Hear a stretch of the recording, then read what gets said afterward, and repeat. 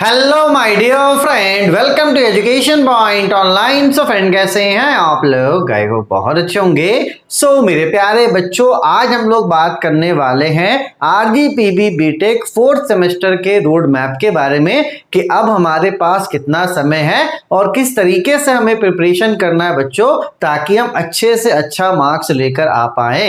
तो भैया, अगर आप फोर्थ सेम में हो, किसी भी ब्रांच के आप हो, ये वीडियो आपके लिए क्या है, बहुत ही ज्यादा इंपॉर्टेंट है। ठीक है, चलिए तो सबसे पहले हम लोग ये बात करते हैं कि सर एग्जाम में डेट कितना रह गया है, कितना समय हमारे एग्जाम में रह गया है। तो मैं ये मानकर चल रहा हूं कि हमारे एग्जाम में अभी 60 से 70 दिनों का समय है। 60 भी हो सकता है, 70 दिनों का समय फिलहाल मैं मानकर चल रहा हूं कि एग्जाम आपका जुलाई लास्ट में ही होगा। जुलाई 20 के आसपास आपका एग्जाम हो सकता है। तो आपके पास अभी 60 दिन है।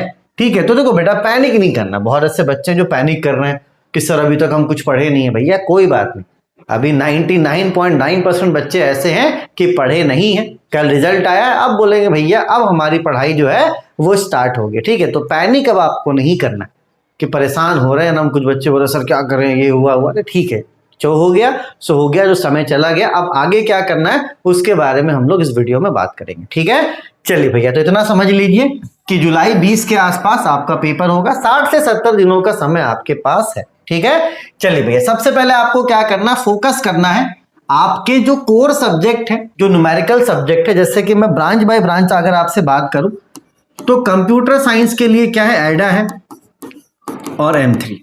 ये थोड़ा सा प्रैक्टिस वाले सब्जेक्ट्स है ना। एडा का क्वेश्चन पेपर आप पिछले 2 साल का उठाकर देना, क्वेश्चन के लेवल को हाई कर दिया है। ठीक है, तो भैया इसमें आपको लापरवाही नहीं करना है। मैं एडा के लिए फिर से बोल रहा हूँ कि अभी आपके दिसंबर 2025 और जो जून का पेपर था 2025 में जितने भी पेपर हुए एडा के, वो टफ हुए हैं, है ना। टफ क्या है बेटा, अच्छे से पूछा गया था। जो पैटर्न बार बार क्वेश्चन पूछ रहा था वो क्वेश्चन नहीं पूछा गया है। तो आपको एडा और M3 पे क्या करना है, फोकस करना है। खैर एडा तो लगभग मान के चलिए सभी ब्रांच के बच्चों को है जो CS वाले हैं। ठीक है, AIML वाले की बात करें तो उनके लिए डिस्क्रीट जरूरी है, साथ ही साथ आपका एडा जरूरी है। ठीक है, और अगर मैकेनिकल की बात की जाए बेटा तो मैकेनिकल के लिए टूम इंपॉर्टेंट है और आपका फ्लूइड मैकेनिक्स। सिविल की बात करें तो सिविल में आपका मेरा प्यारा बच्चा टॉस 1, ये आपका इंपॉर्टेंट सब्जेक्ट है। तो लगभग आप मानो ना कि जो भी ब्रांच आपका है ना, एक दो सब्जेक्ट्स आपके कोर सब्जेक्ट हैं जिनको आपको अभी से स्टार्ट करना पड़ेगा पढ़ना, नहीं तो आप दिक्कत में आ जाओगे। और अगर आगे और बात करें, ठीक है, तो IT में भाई साहब इस बार ADC भी है।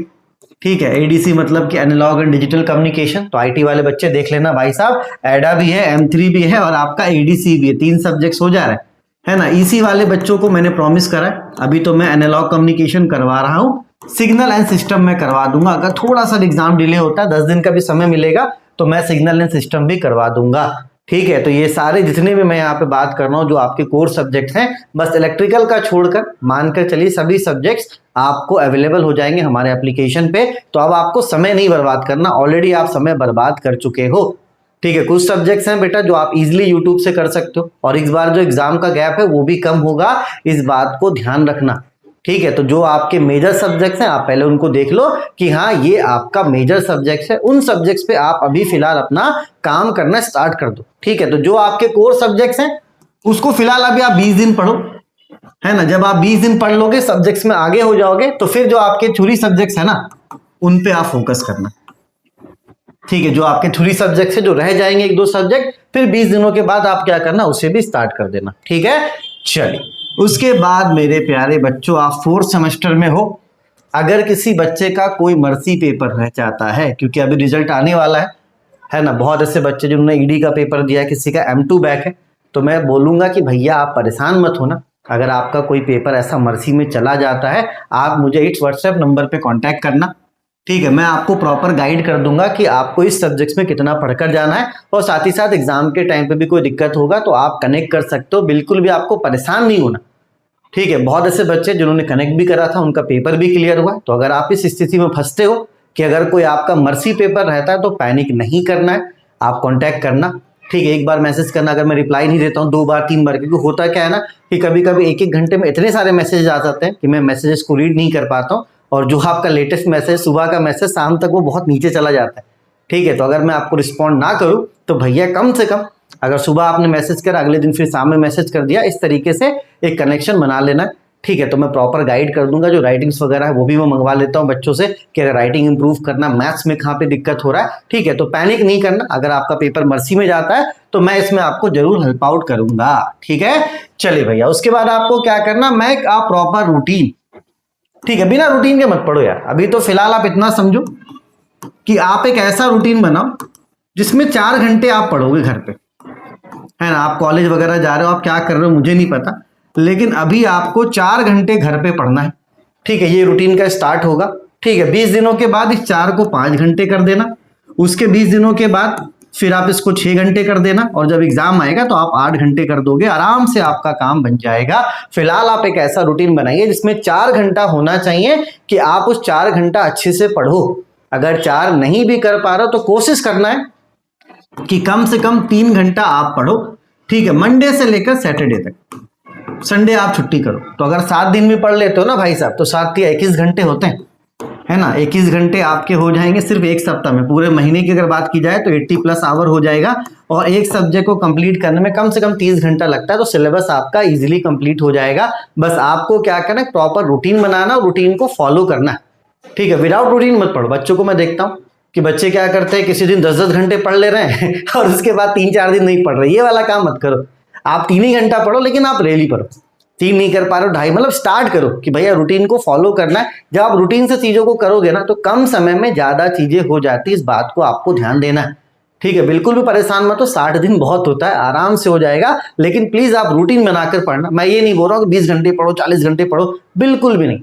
3 से 4 जो आप कर सकते हो इजीली, उस रूटीन को फॉलो करो। ठीक है, ये रोना नहीं रोना है कि अरे सर कॉलेज का काम है, अरे सर कॉलेज वालों ने ये दे दिया। भैया प्रॉब्लम्स हैं, लेकिन भाई पढ़ना तो पड़ेगा ना। प्रॉब्लम से तो कहाँ अपन खाना खाना छोड़ दे रहे हैं या मोबाइल चलाना छोड़ दे, सब कुछ तो अपन कर ही रहे हैं। तो प्रॉब्लम्स को देकर भैया ये वाला काम नहीं करना कि भैया अपन नहीं पढ़ेंगे सर, टाइम नहीं मिल पाता, ये सब बहानेबाजी नहीं करना। 2 घंटा 3 घंटा जो भी आपको मिलता है स्टार्टिंग में आप स्टार्ट करो, फिर कुछ दिनों के बाद जो समय है वो ऑटोमेटिकली बढ़ जाएगा, क्योंकि एग्जाम्स जो है वो नजदीक आ जाएंगे। ठीक है, चलिए बेटा, अब आपको कोशिश क्या करना है कि सभी कम से कम सब्जेक्ट्स के आपको 3 यूनिट कंप्लीट कर लेना है। क्योंकि जब आप 3 यूनिट कंप्लीट करते हो ना, तो आप मानकर चलो 100% आपका ये है कि आप पास हो जाओगे। क्योंकि इस बार क्या हो रहा है ना बेटा, इंपॉर्टेंट टॉपिक्स बहुत मेजर सब्जेक्ट्स में काम नहीं करेंगे। अभी मैंने जिक्र करा एडा का, है ना। अभी जैसे मैं एनालॉग पढ़ा रहा हूँ, ठीक है, और टोम पढ़ा रहा हूँ, ठीक है, और आपका मान के चलो फ्लूइड मैकेनिक्स। तो ये एक बार देखा गया कि कोविड से पहले क्या था कि एक पैटर्न था, उसी पैटर्न में क्वेश्चन पूछा जाता था। लेकिन अब ऐसा नहीं है, क्वेश्चन कहीं से भी पूछ रहा है तो आपको परेशान। देखो बेटा, सारे आप यूनिट्स के इंपॉर्टेंट पढ़ोगे, ठीक है, सारे यूनिट्स के आप, ऑल यूनिट के आप अगर इंपॉर्टेंट पढ़ते हो, ठीक है, 5 यूनिट के, इससे अच्छा भैया आप कोई भी 3 यूनिट पढ़ लो। इसमें भी क्या है कि हो सकता है कि आप 5 यूनिट के इंपॉर्टेंट पढ़ के जाओ, जो इंपॉर्टेंट आप पढ़ के गए वो एग्जाम में नहीं आया, ऐसा हो सकता है। ठीक है, लेकिन अगर आप 3 यूनिट पढ़कर जाते हो तो मैं गारंटी देता हूं कि अगर 3 यूनिट में कम से कम कितना भी खराब तो 60 से 70 नंबर का क्वेश्चन भिड़ ही जाता है। अगर किस्मत खराब रहा तो 55 तो आपका भिड़ ही जाएगा। ठीक है, तो कोशिश ये करना है कि स्टार्टिंग के जो 3 यूनिट्स हैं उनको आप अच्छे से कवर अप करो। ठीक है, अगर आप वैसे पढ़ते हो तो आप एकदम निश्चिंत मानकर चलो कि आप फेल नहीं हो सकते, चाहे वो आपका थ्योरी पेपर हो, चाहे वो आपका न्यूमेरिकल पेपर। अगर 3.5 यूनिट कर लेते हो भैया तो फिर सोने पे सुहागा हो जाएगा। ठीक है, मान के चलो फिर आपके अच्छे नंबर भी आ सकते हैं। तो ये वाला अप्रोच रखना है, क्योंकि बेटा इंपॉर्टेंट धोखा दे देगा। अगर 5 सब्जेक्ट है तो 2 में भी धोखा दे दिया ना, आप फंस जाओगे। ठीक है, करना उतना ही मेहनत पड़ता है, लेकिन अगर आप 3-3 यूनिट सबका पढ़कर जाते हो तो ये आपको धोखा नहीं दे सकता, है ना। 3 यूनिट आप कोशिश करो कि सभी सब्जेक्ट्स के आप पढ़ लो, चाहे आपका न्यूमेरिकल पेपर हो। न्यूमेरिकल पेपर में थोड़ा एज लेने के लिए आप 3.5 यूनिट पढ़ लो जो आपके कोर सब्जेक्ट्स हैं, और जो थ्योरेटिकल सब्जेक्ट है कम से कम 3 यूनिट पढ़ोगे। 3 यूनिट के साथ साथ जो थोड़ा बहुत पीवाईक्यू वो देख लोगे तो आपका काम बन जाएगा। ठीक है, चलिए, तो ये तो वीडियो बनाने का मकसद क्या है कि कम से कम इन पॉइंट्स को मैं आपको अच्छे से रख पाऊं कि भैया ये काम करो, रूटीन बनाओ, है ना। अभी मर्सी आएगा, अभी बहुत ऐसे बच्चे हैं 4th सेमेस्टर के, अभी पढ़ना शुरू कर दो। किसी किसी का एक पेपर रह जाएगा, अभी वो पूरा टेंशन ले लेते हैं बच्चे, है ना। मर्सी पेपर में तो फिर ये 4th सेमेस्टर का पूरा सब्जेक्ट रहे, मतलब मान के चलो जैसा रहेगा वैसे ही रह जाता है, बच्चे पढ़ ही नहीं पाते। ठीक है, तो भैया इस बार ध्यान देना कि मर्सी होगा, पैनिक नहीं करना, अच्छे से अपन प्रिपरेशन करके चीजों को टैकल कर लेंगे। ठीक है, चाहे सब्जेक्ट कोई सा भी हो। ठीक है, चलिए बेटा, उसके बाद क्या कीजिएगा, आप प्रॉपर नोट्स बनाइएगा। मैंने आपको हमेशा बोला है कि आप अपने नोट्स खुद से अपने हाथों से बनाओ। अगर आप अपने नोट्स अपने हाथों से बनाते हो तो वो आपको ज़्यादा बेनिफिट करेगा। अगर आप कंप्यूटर से नोट्स कर रहे हो तो किसी का नोट फोटोकॉपी करा रहे हो, वो याद नहीं होता बेटा। आप अगर खुद से लिखोगे ना चीज़ों को तो वो आपको ध्यान में भी रहेगा, है ना। जो फॉर्मूलेज वगैरह होते हैं उसको तो आपको 6-6 7-7 बार प्रैक्टिस कर लेना है ताकि फॉर्मूलेज भी आपको ध्यान में रहे, ठीक है। तो ये कोशिश आपको करना है कि आप अपने हाथ से क्या बनाओ बेटा, नोट्स बनाओ, ठीक है। उसके बाद मेरे प्यारे बच्चों, एग्जाम गैप इस बार कम होने वाला, मैं फिर से बोल रहा हूँ, एग्जाम गैप के चक्कर में आपको नहीं रहना है, ठीक है। पता चला एग्जाम गैप के चक्कर में रहे, है ना, तो जैसे का मतलब मान चलो फंस जाओगे, क्योंकि 2 से 3 दिन कोई कोई पेपर में हो सकता है 1 दिन का गैप रहे, है ना। इससे पहले वाले सेमेस्टर ऐसा नहीं होता है बेटा, है ना। हमेशा याद रखना कि इवेंट सेमेस्टर में गैप कम होता है और सेमेस्टर में गैप बहुत ज़्यादा होता है, और हमारा इवेंट सेमेस्टर अब चल रहा है, ठीक है। चलिए, उसके बाद भी अगर कोई सवाल आपके मन में है तो आप जरूर कमेंट करना। कोई भी किसी भी तरह का प्रॉब्लम है, कुछ आपके मन में ऐसा चल रहा है किसी सब्जेक्ट्स को रिगार्डिंग, तो आप कमेंट जरूर करना, मैं जवाब आपको प्रॉपर दूंगा कमेंट के थ्रू, ठीक है। चलिए बेटा, तो पैनिक नहीं करना है, आराम से आप रूटीन बनाइए, रूटीन को फॉलो करना स्टार्ट कीजिए। भले वो रूटीन 2.5 या 3 घंटे का होगा, लेकिन उसको फॉलो करवाना है, ठीक है। चलिए, उसके बाद अगर मर्सी पेपर में अगर आप पेपर जाता है तो उसके लिए पैनिक नहीं करना, उसके लिए आप कनेक्ट करो, चीज़ों को हम टैकल करेंगे, ठीक है। 3-3 मिनट्स आप कोशिश करो सभी का पढ़ने का, और प्रॉपर नोट्स आपको बनाना, एकदम मान के चलो 100% आपका रिजल्ट बहुत प्यारा होगा, ठीक है। चलिए, तो अपने और अपनों का खूब ख्याल रखिए। Take care, bye bye, Tata.